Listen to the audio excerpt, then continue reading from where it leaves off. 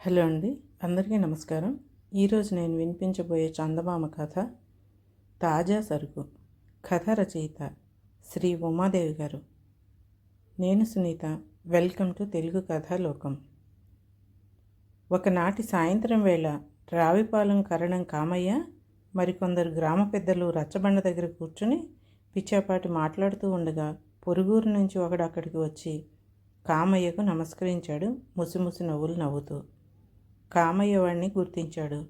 వాడు తన వియ్యంకుడింట్లో పనిచేసే వీరయ్య అనే నౌకరు. వాడి వాలకం చూసి ఏదో శుభవార్త మోసుకొచ్చాడని గ్రహించిన కామయ్య, సంగతి ఏమిట్రా, మా వియ్యంకుడేదో శుభవార్త పంపినట్టుందే అన్నాడు. శుభవార్తే బాబయ్య, తమకు మనవడు పుట్టాడు, అయ్యగారి సంగతి చెప్పమని నన్ను పంపారన్నాడు వీరయ్య. కామయ్య పట్టలేని ఆనందంతో నౌకరు చేతిలో ₹1 పెట్టి, ఒరే, నువ్వు వెంటనే పోయి ఇంట్లో ఉన్న పెద్ద బుట్ట ఒకటి తీసుకుని నాగన్న శెట్టి మిఠాయి దుకాణానికి రా, నేను అక్కడికే వెళ్తున్నాను అన్నాడు. వంశోద్ధారకుడైన మనమడు పుట్టిన ఈ ఆనంద సమయంలో తెలిసిన వాళ్ళందరికీ మిఠాయిలు పంచిపెట్టాలన్నది కామయ్య ఆలోచన. ఆయన వెంటనే బయలుదేరి నాగన్న శెట్టి మిఠాయి దుకాణానికి వెళ్ళాడు.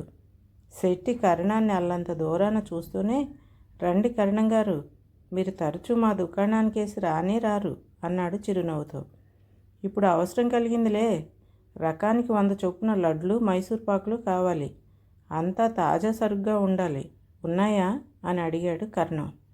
ఉన్నాయి కరణం గారు, మీరు అడిగిన లడ్లు మైసూర్ పాకులు 2 తాజా సరుకులే, అక్కడ వండటం ఇక్కడ అమ్మటం అంతే అన్నాడు నాగన్న శెట్టి.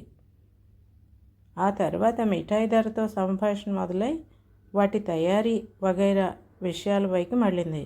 కరణం కాస్త ఆశ్చర్యంగా, అది సరేగాని శెట్టి, ఈ మైసూర్ పాకులు కోటగోడల అంత ఎత్తున పేర్చావు, ఆ లడ్లేమో పెద్ద రాసిపోసినట్లు గుండ్రంగా అమర్చావు, నానా శ్రమపడి వండటంతో పాటు ఈ అమర్చటం మరింత శ్రమ కదా అన్నాడు.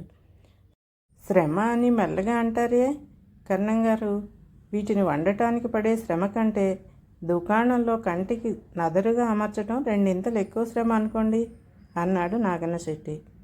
అంతా ఒంటి చేతి మీదుగా లాక్కొస్తున్నావుగా అన్నాడు కరణం సానుభూతిగా.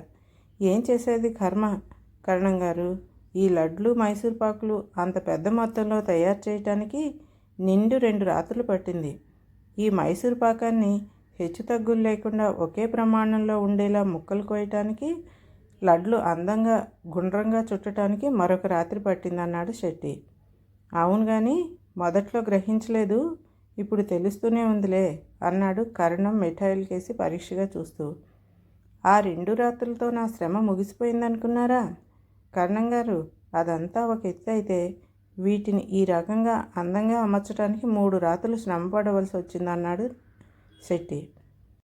ఇంతలో అక్కడికి పెద్ద బుట్టతో వచ్చాడు నౌకరు వీరన్న. వాణ్ణి చూస్తూనే శెట్టి మహదానందంగా, ఆ బుట్ట ఇలాతే, సరుకు లెక్కపెట్టి అందులో సర్దుతానంటూ చేయి ముందుకు చాచాడు.